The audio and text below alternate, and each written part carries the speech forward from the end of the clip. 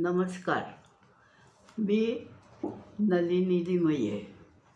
बाबूजींचा पुतण्या मोहन, त्याची पत्नी इंदू म्हणजेच विजया, हिची मोठी बहीण मी.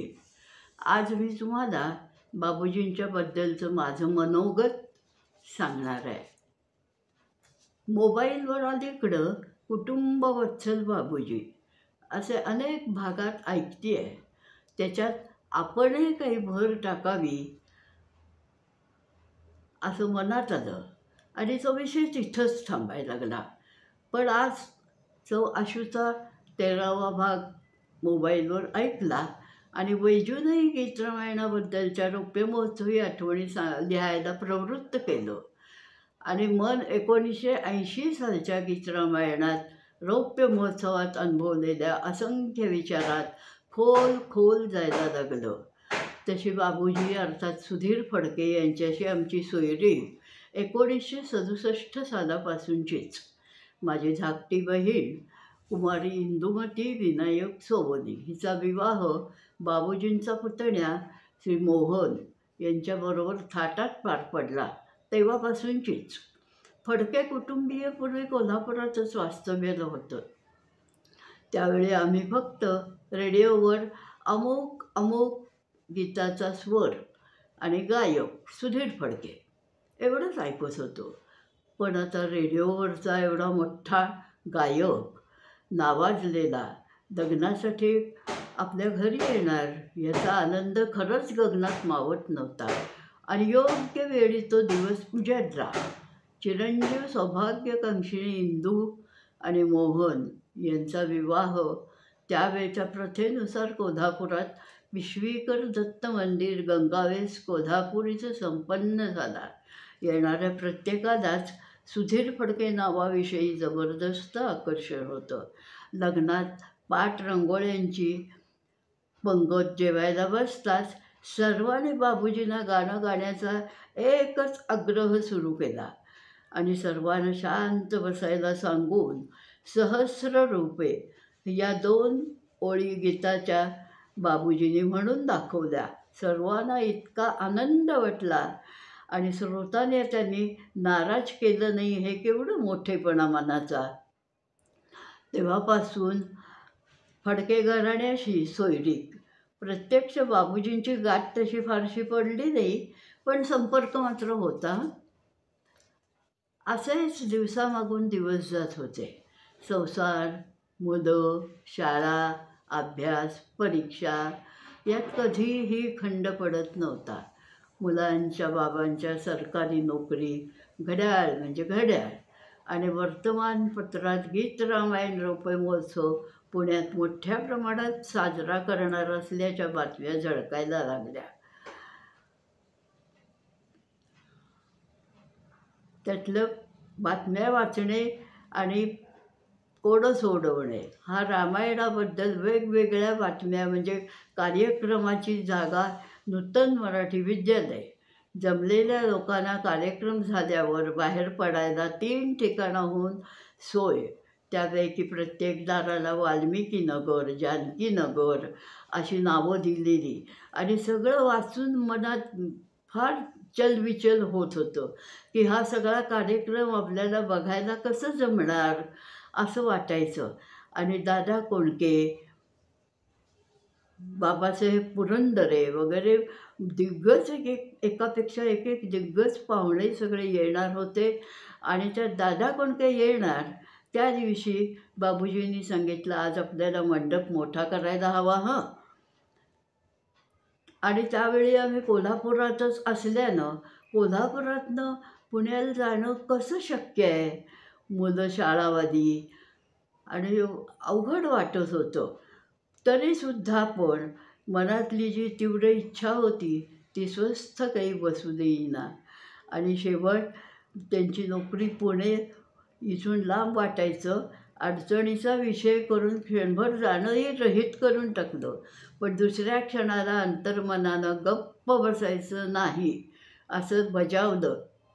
आणि त्या विचारात गुढीपाडवा ते रामनवमी रौप्य महोत्सव असून 2 दिवसावर पाडवा आलाय काय ते लवकर ठरव असं मन सांगायला लागलं. आणि संध्याकाळी ऑफिसमधून मुलांचे बाबा आल्यावर त्यांना विचारून सौ इंदू आणि मोहनरावांना पत्र पाठवलं. योगायोगानं त्या कालावधीत त्यांची बदली पुण्यात झाल्यानं त्यांना पत्र लगेच पोचलं. आणि काय आश्चर्य, दुसऱ्या दिवशी माझं पत्र पोचून लगेच श्री मोहनरावांनी अतिशय आनंदाने अवश्य या, अवश्य या असं उत्तर पाठवलेले दुसऱ्या दिवशी मला पोचलं. त्यावेळेला फोनची सोय नव्हती आणि खरंच आनंदाला पारावर उरला नाही. बाबांना पण पत्र दाखवलं आणि पुण्याला जा म्हणाले. आत्यानंदात धाकट्या मुलीला घेऊन उद्या पुण्याला जायचं ठरवून घरात आवराआवरी करून उद्या म्हणजे कार्यक्रमाच्या आदल्या दिवशीच वैजू, धाकटी मुलगी माझी, वय वर्ष 5, मी पुण्याला पोचलो. चित्रकुटीत आनंद होता. सर्वांनीच स्वागत केलं. बाबूजी, लदी मावशी, श्रीधर काका, चित्रा काकू, प्रज्ञा, स्वप्ना, नाना काकांच्या काकू, बहीण माझी इंदू, मेवणे मोहनराव, आशू, भाऊ, याच्याशिवाय अपरिचित शिवाय येणारे जाणारे घर भरलेलं होतं. उद्या कार्यक्रमाची सुरुवात असल्याने आणि बाबूजी अतिशय शिस्तप्रिय असल्याने वेगळ्या भाषेत गीत रामायण म्हणणारे गायक रोज संध्याकाळी येऊन बाबूजींना गाण्याची झलक म्हणून दाखवायचे आणि त्यांचा आशीर्वाद घेऊन जायचे. नंतर पाहुणे मंडळींची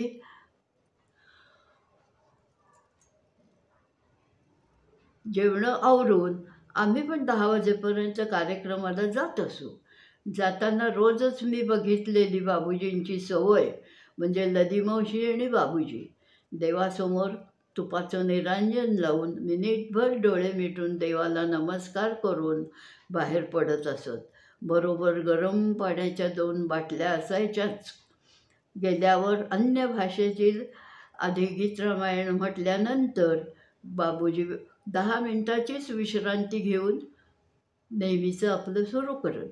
आणि साथीला केशवराव बडगे असायचे, आणखी साथीदार असायचेच. कार्यक्रम 2-2:30 वाजता संपल्यावर साथीदारांसह घरी आलं की काकू, इंदू, चित्रा काकू वगैरे महिला आमटी वगैरे गरम करून अन्न त्यांना वाढायच्या आणि जेवताना त्यांच्या ज्या गप्पा चालायच्या ना त्या ऐकायला खूप गंमत वाटायची. त्या सगळं आवरून व झोपायला 4 वाजायचे. आणि सकाळी उठलं की दुधाचे कॅन कोणीतरी आणून द्यायचं, कोणी ताजी भाजी आणून द्यायचं. उठल्यापासून सततचा राबता. 2 वाजता भोजन, विश्रांती झाल्यावर चित्रकुटीत हॉलमध्ये एका बाजूला बाबूजी, राम फाटक, अन्य काही त्यांची बरीच मित्रमंडळ, पुरुष मंडळी बसलेली असायची. दुसऱ्या बाजूला महिला वर्ग. पाहुणे मंडळी बसून अगदी मनमोकळी चर्चा चालायच्या, गप्पा चालायच्या. तेव्हाची एक आठवण म्हणजे माझी धाकटी मुलगी वैजू होती. जवळच लदी मावशी पण बसलेल्या होत्या. गप्पात बोलता बोलता त्या वैजूला म्हणाल्या, काय गं बाळा, तुला गाणं म्हणायला येतं का? क्षणाचाही विलंब न करता वैजू हो म्हणाली. कारण 1980 साल बालक वर्ष साजरं केल्यामुळं वैजूकडून आम्ही सांग सांग भोलानाथ पाऊस पडेल काय हे गाणं आम्ही पाठ करून बसवूनच घेतलं होतं तिच्याकडून. म्हणून वैजू लगेच हो म्हणाली. लगेच लदी मावशीने गप्पा चालू असलेल्या पुरुष वर्गाला शांत बसायला सांगून वैजूला सर्वांच्या मध्ये उभं राहून गाणं म्हणायला सांगितलं. आणि वैजूनं ते म्हटलंही छान. नंतर भीतीनं घामाघूम झाली. तेव्हाच लदी मावशीने तिच्या पाठीवर थाप मारून छान, शाब्बास, छान म्हणालीस हां गाणं, एवढंच म्हणाल्या. आणि लगेच ताडकन उठून स्वप्नानं वैजूचं केस ओढले आणि माझी आजी असताना तिला का छान म्हणाली हा तिच्या मनातला अंदाज. ती लहानच होती आणि वैजू लागली रडायला. म्हणून स्वप्नाही रडायला लागली. 6 वाजून गेल्यामुळं हॉलमधील बैठक संपवून आपापल्या कामाला सर्व निघून गेली. हॉल मोकळा झाला. भिंतीजवळ सर्वांच्याच बॅगा होत्या. आमची बॅग तिथंच होती आणि लाल रंगाची द्राक्षाच्या डिझाईनची छोटी वॉटर बॅग पण त्यात होती. खेळताना स्वप्नाला ती आवडली आणि झाकण काढून तिनं पाणी प्यायला सुरुवात केली. लगेच वैजूला ते लांबूनही दिसलं. ती लगेच धावत जाऊन स्वप्नाच्या हातातून वॉटर बॅग हिसकावून घेऊन तिचेही केस ओढले. पुन्हा रडारडी सुरू झाली. पण बाबूजींनी स्वप्नाची समजूत घातल्यानंतर दोघी शांत झाल्या. बाबूजी एवढा नावाजलेला संगीतकार, गायक असताना या माणसाचे घरातले बोलणे, चालणे, वागणे, जेवणखाण, गाण्याचा सराव कसा, कधी असतो या सर्वांबद्दलच माझ्या मनात एक जबरदस्त कुतूहल होतं. म्हणून रौप्य महोत्सवाला पुण्याला जाण्याचा अट्टाहास.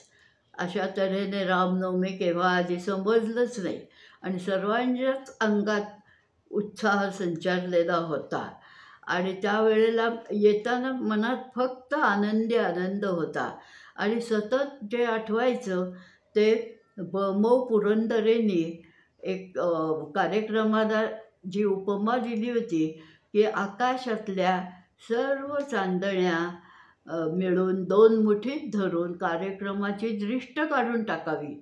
इतका कार्यक्रम छान झाला आणि ते सगळा आनंद बरोबर घेऊन आम्ही मग त्याच्या दुसऱ्या दिवशी कोल्हापूरला परतलो. नमस्कार.